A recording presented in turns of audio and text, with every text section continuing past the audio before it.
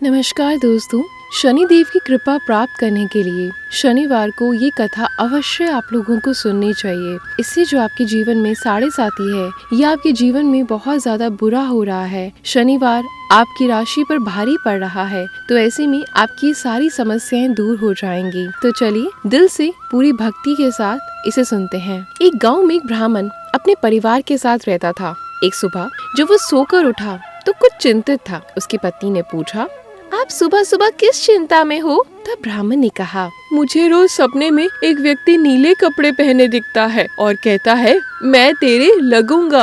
ये सुनकर उसकी पत्नी बोली, ये तो शनिदेव है और आप पर शनि की दशा लगने वाली है। अब जो वो सपने में आए तो कहना कि लग जाओ, लेकिन 1.25 से ज्यादा ही हाँ मत भरना। अगले दिन फिर ब्राह्मण को रात में वही सपना आया और वह ब्राह्मण बोला, लग जाओ शनिदेव। शनिदेव ने इस पर कहा, ब्राह्मण मैं तेरे 7.5 साल के लिए लगूंगा।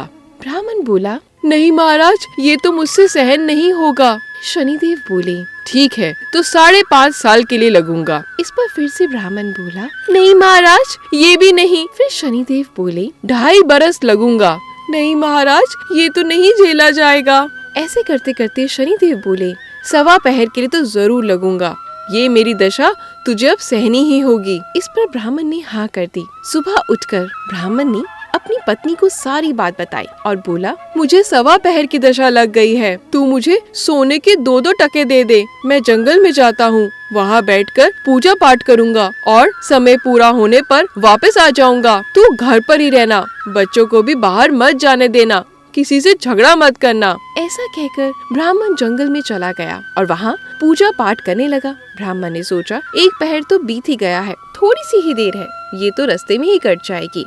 ऐसा सोचकर वो घर की ओर चल पड़ा। परंतु शनि की दशा से कौन बच सका है। शनिदेव ने रास्ते में मतीरे लगा दिए। ब्राह्मण ने सोचा, बच्चों के लिए मतीरे ले चलता हूँ। माली को आवाज लगाई, लेकिन माली नहीं आया। तो ब्राह्मण ने एक सोने का टका वहाँ रखकर 2 मतीरे तोड़ लिए और अपने थैले में रखकर आगे चल दिया। शनिदेव के राजा के सैनिक वेश धारण कर आए और बोले, ये तेरे थैले में क्या है?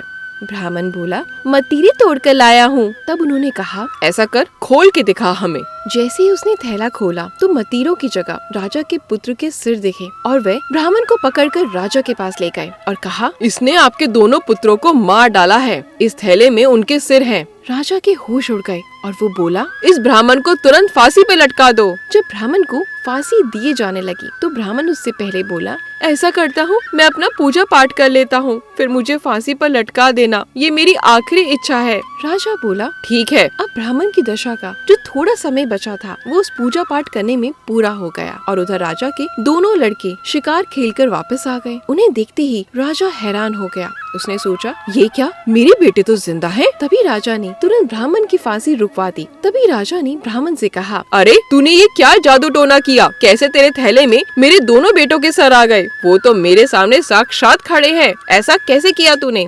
नहीं महाराज, मैंने कोई जादू टोना नहीं किया, ये तो मुझ पर शनि की दशा लगी थी, उसी का परिणाम है। तब राजा ने पूछा, अरे दशा लगने पर क्या उपाय करना चाहिए? तब ब्राह्मण बोला, यदि राजा शनि की दशा लगे तो काले हाथी का दान करना चाहिए, किसी सेठ या साहूकार के लगे तो काले घोड़े का दान करना चाहिए, साधारण व्यक्ति को ग्रह लगे तो काले कुत्ते को तेल से चुपड़ी रोटी दें, पीपल में जल सींचे और कथा कहानी करें। इसके बाद राजा ने ब्राह्मण को छोड़ दिया। ब्राह्मण घर पहुंचा तो उसकी पत्नी ने पूछा, अरे थैले में क्या लाए हो? तभी ब्राह्मण ने बोला, मतीरे लाया हूँ बच्चों के लिए। पत्नी ने थैला खोलकर देखा तो मतीरों की जगह धन ही धन हो गया। पत्नी ने पूछा, अरे इतना धन कहाँ से ले आए हो? आपके ऊपर तो शनि की दशा लगी थी। तब ब्राह्मण बोला, अरे जब दशा लगी थी तो मतीरे की जगह सिर रख दिए थे, फांसी पर चढ़ाने की तैयारी हो गई थी और जैसी दशा उतरी तो मतीरे की जगह धन कर दिया। हे शनि महाराज, जैसी हालत ब्राह्मण की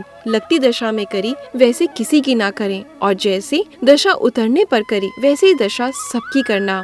बोलो जय शनि महाराज की, जय शनि महाराज की। तो अगर आपको मेरी ये कहानी अच्छी लगी हो तो वीडियो को लाइक और शेयर करना बिल्कुल भी ना भूलें। कमेंट बॉक्स में शनि देव महाराज का जयकारा जरूर लगाएं, तो आपके परिवार पर भी शनि देव की कृपा सदा बनी रहेगी। धन्यवाद।